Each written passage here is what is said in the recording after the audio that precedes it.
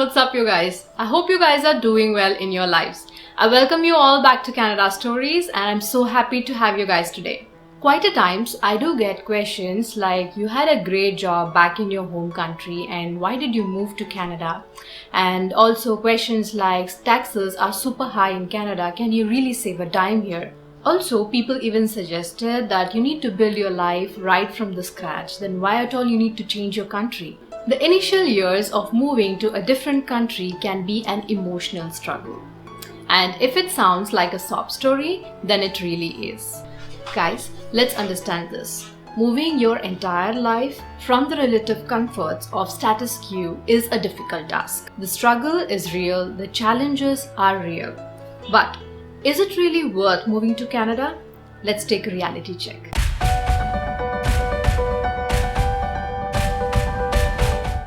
Guys, for me it's been around 9 months here in Canada, so I wanted to share a bit more about my insights here.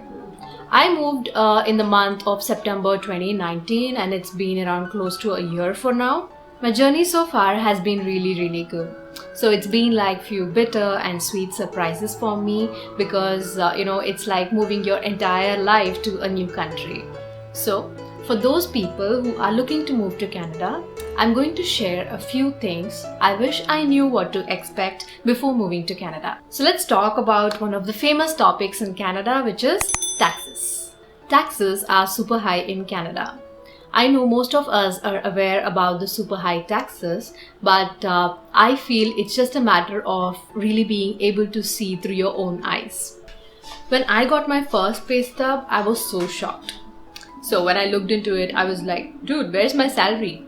The taxes in Canada, it depends on the salary bracket you fall under and varies based on the income you earn. And also you pay different rates on different portions of your income. Guys, different provinces and territories have their own tax brackets. Now, after looking at the overview of the taxes that we went through now, don't be baffled like me once you receive your first pay stub. Also guys, by understanding which tax bracket you fall under, it'll be easier for you while taking decisions on claiming certain deductions and credits. At any point in this video, if you find this video helpful, don't forget to let me know by hitting the like button and smashing the subscribe button. On the other hand guys, if you are wondering are these taxes worth it? In my opinion, I would say they are justified. All the funds that are collected from the individuals and the companies are invested in government programs and services such as rails, roads, public utilities, schools, children's program, and many more. Canada also invests in its seniors and they receive benefits by old age security programs. Let's talk about our next topic, which is quality of life. Have you wondered what makes Canada so special? Canada is known as a very peaceful nation with great worldwide reputation. It often receives the top spot in terms of being the best place to live for quality of life in the world. It has also adopted countrywide policy, multiculturalism. If we get to talking about benefits, there are many, starting with clean air, scenic beauty, and there is something or the other going on every weekend to keep ourselves entertained, good healthcare, free education for kids, good work-life balance, overall a better lifestyle.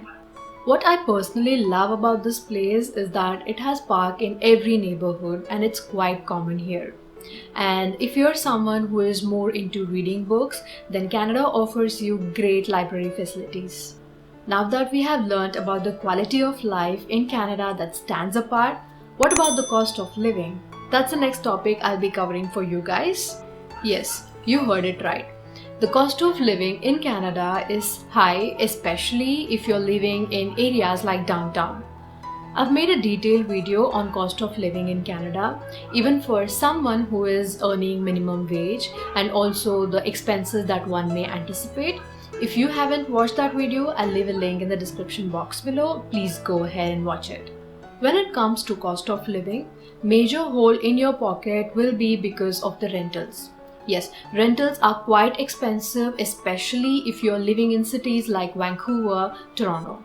I'll give you a brief idea about the rentals in areas like downtown. So a basic 1-bedroom apartment will cost you a minimum of $2,000. And also, if you are a new immigrant here in Canada, your car insurance will also be expensive. And the phone plans are also on a costlier side. You can watch my cost of living in Canada video, wherein I have taken more time to explain in detail about the phone plans as well. On the other side, guys, while we all agree to the fact that the cost of living in Canada is quite expensive, based on my personal experience and based on the experience shared by my friends and relatives who are here in Canada since a long time, the initial 2 to 3 years will be struggle because it's something that we all have to go through. And the struggle starts right from the time that you land in Canada. Because as soon as you land, you begin to start searching for your home, and simultaneously you also begin to start searching for your jobs. Since job market is quite competitive here, it'll take some time for you guys to secure your job in your own field. Then, once these two things are done, things start easing up bit by bit, and then eventually you can start your savings and you may also end up buying a house here. Yes, you heard it right. I can tell you this based on the experience that my friends have shared with me, and they have managed to buy a house within 5 years of landing. Based on my research, if you focus on saving for your down payment, the rent that you're paying comes very close to your mortgage. Wow, we have talked about cost of living, quality of living, taxes, rentals. How can we forget about the weather? The weather in Canada is harsh and there is no excuse to it. Winter in Canada is usually December, Jan and Feb, but it can begin from November and last until early April. Winter temperature can get as low as -40, especially in the interior provinces. However, summers are short and amazing, and temperatures can range somewhere between 25 to 30 degrees. Having said that, guys, we have great winter wears to protect ourselves from the harsh winters. People enjoy snowboarding, ice skating, ice fishing, and many other winter festivals. That's how we welcome our winters. Summers in Canada is no less than a festival, with events happening around the corner every weekend. One last thing which I cannot skip from mentioning is homesickness. At least in the initial few years, you cannot visit your family too often because of the limited funds. So all I can say is you will be missing your family and home country for sure. Alright guys, I have given my opinion based on the 9 beautiful months I've had in Canada. Analyze, understand your preferences, learn about it, and then take an informed decision. Thank you for watching, guys, and if you found this video helpful, don't forget to like, share and subscribe to my channel Canada Stories. Until next video, let's all stay connected. Love you guys. Bye bye.